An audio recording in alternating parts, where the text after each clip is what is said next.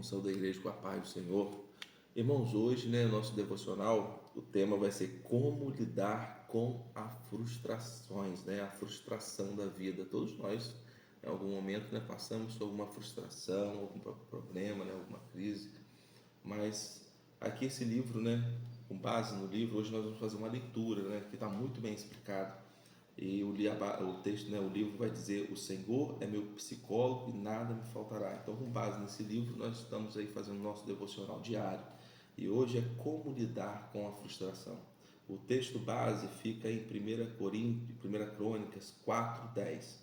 E diz assim: Jabes invocou o Deus de Israel, dizendo: ó Deus, abençoa-me e me alargues as fronteiras, que seja comigo a tua mão e me preserves do mal, de modo que não me sobrevenha aflição.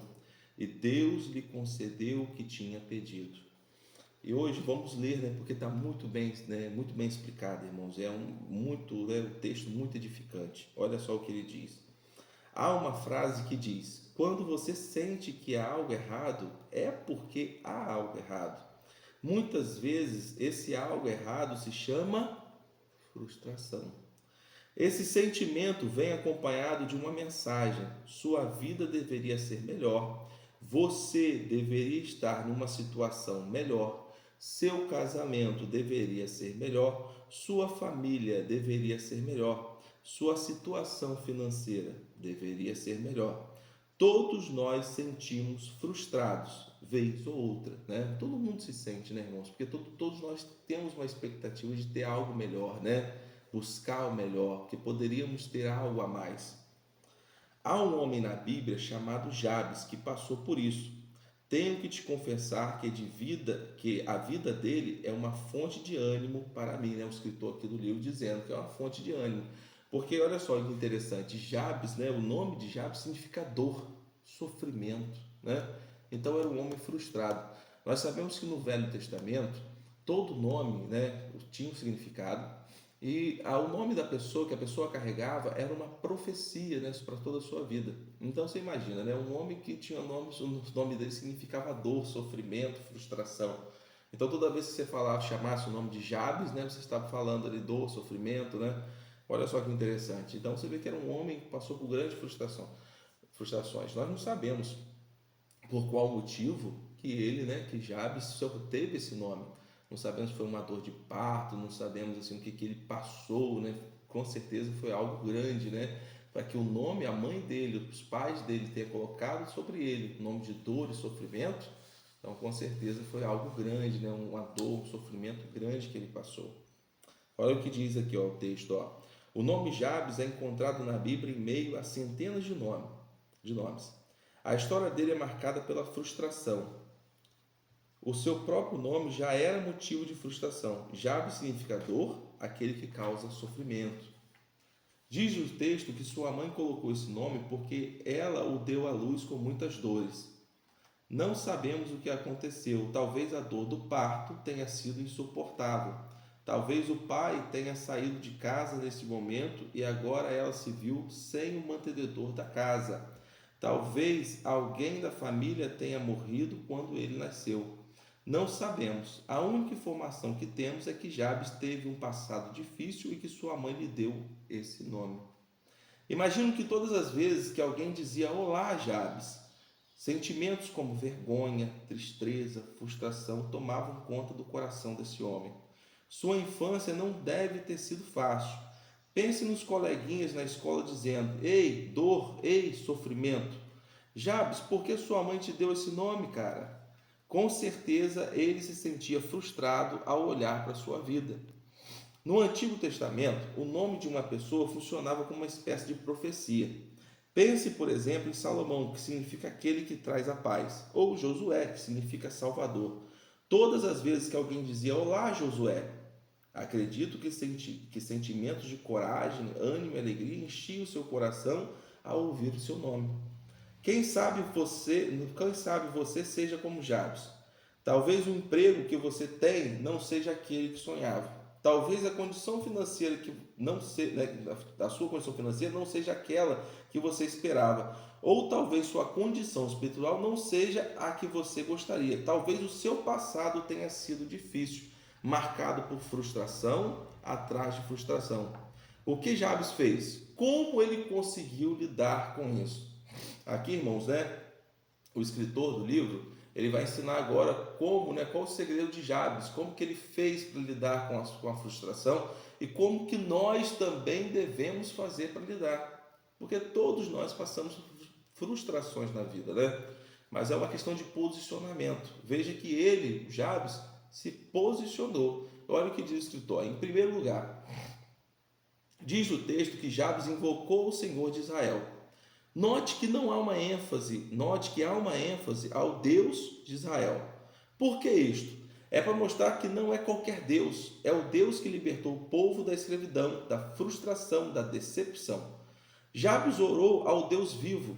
O texto não diz que Jabes acendeu uma vela a uma estátua ou que ele conversou com o sacerdote da igreja local. Não. Ele falou diretamente com Deus. Assim, né? Conte a Deus todas as suas frustrações. Irmãos, abrindo aqui um parênteses, né? Lembra da Ana, mãe de Samuel, uma mulher frustrada porque não podia gerar filhos, que ia de ano a ano, né? Subia ali para orar em Israel, glória a Deus, ao monte para orar na casa de Deus. Lembra-se? E ela falava com o sacerdote Eli? Não. Ela acendia velas? Não.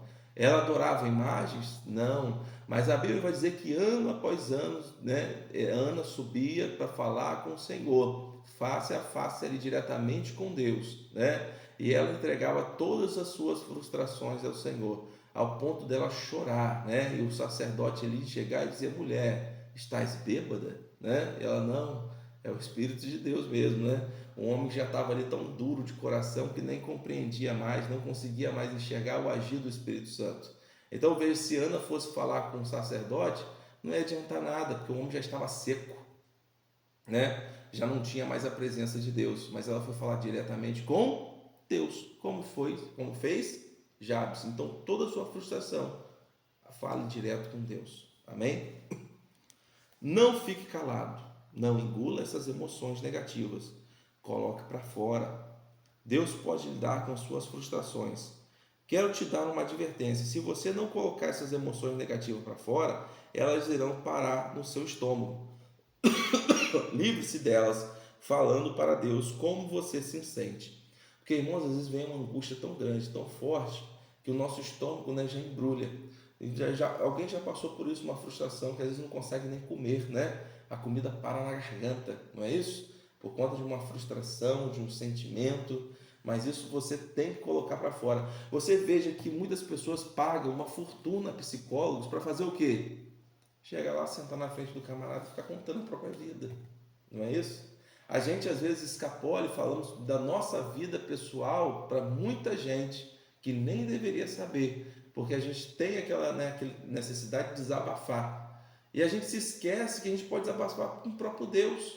A oração é uma conversa. Por isso que a Bíblia diz, né? Entrai no seu quarto, fechai a porta, falai com o seu pai em secreto, o seu pai em secreto te responderá. Porque eu mesmo vou orar na igreja. Eu não vou orar ali as minhas emoções, as minhas fraquezas, né? Eu oro sim, mas no reservado. Quando eu estou na igreja fazendo uma oração pública no meio dos irmãos, é uma oração. Quando eu estou em secreto com Deus, é uma outra oração, né? Ali eu vou falar tudo que está no meu coração, nos meus sentimentos, ou seja, ali eu vou confiar no Senhor ali as minhas emoções. Quando eu estou na igreja, eu estou orando, estou intercedendo, né? Nós estamos ali clamando, até para exercitar a nossa fé. Mas aquilo ali é uma oração que você está fazendo diante do público, né? Todo mundo está ouvindo. Agora, quando a verdadeira mesmo, a mais forte, aquela que vai curar a sua alma, é aquela que você chega no secreto e você vai orar. Amém? Que aí você diz tudo que está no seu coração: raiva, ódio, tristeza, frustrações, tudo que tiver aqui, você coloca para fora, né? E peça ajuda a Deus. Amém? Glória a Deus. Em segundo lugar, o texto nos mostra que Jabes pediu a bênção de Deus. Ele disse: me abençoe. A bênção não pode ser alcançada pelo seu próprio esforço. A palavra bênção é espiritual e o sentido é profundo.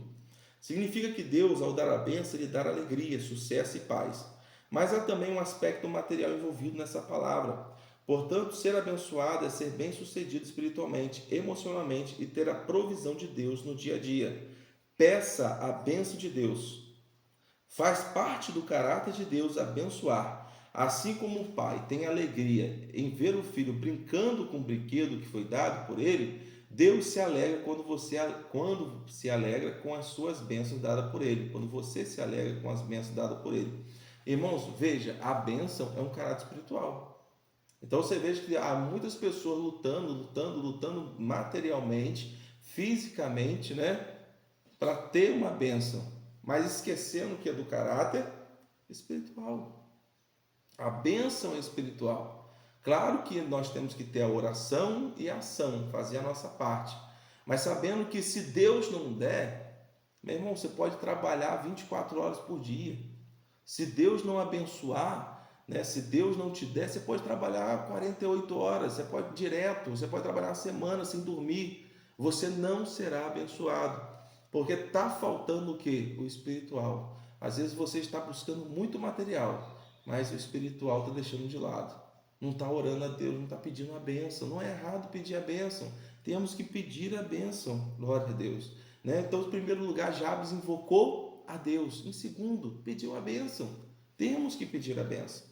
E aqui o livro continua. Ó. Em terceiro lugar, ele orou dizendo: alargues as minhas fronteiras. Olha só, ele foi objetivo, ele queria algo. Ele queria algo. Ele não fez uma oração rodeando e tal, não. Ele queria algo. E ele foi objetivo do que ele queria. Assim também Ana, quando subia lá para falar com Deus, que estava frustrada e queria o quê? Um filho. Ela orava pedindo um filho a Deus. Ela foi objetiva naquilo que ela queria. E o Espírito Santo começou a tratar com ela. Tratar com ela. Porque o que você quer, que nós queremos, né? Claro, nós temos um objetivo. Glória a Deus. Mas muitas das vezes, Deus, né, o Espírito Santo requer uma condição. E às vezes você está orando, está alcançando a bênção de Deus, porque não está abrindo o seu coração para Deus. Veja o que Ana, né? Deus queria um profeta, Ana queria um filho. Então toda vez que Ana ia lá pedir um filho, Ana estava pedindo um filho. E Deus não dava. Mas quando ela disse: olha, Senhor, mas eu vou entregar o menino ao serviço do seu templo, da sua casa. E Deus fez o quê? Permitiu que Ana tivesse ali, recebesse a sua bênção, né? E Ana foi lá, quando o menino desmamou, foi lá e levou o menino, e Samuel foi criado no templo e foi um servo do Senhor aí na história de Israel.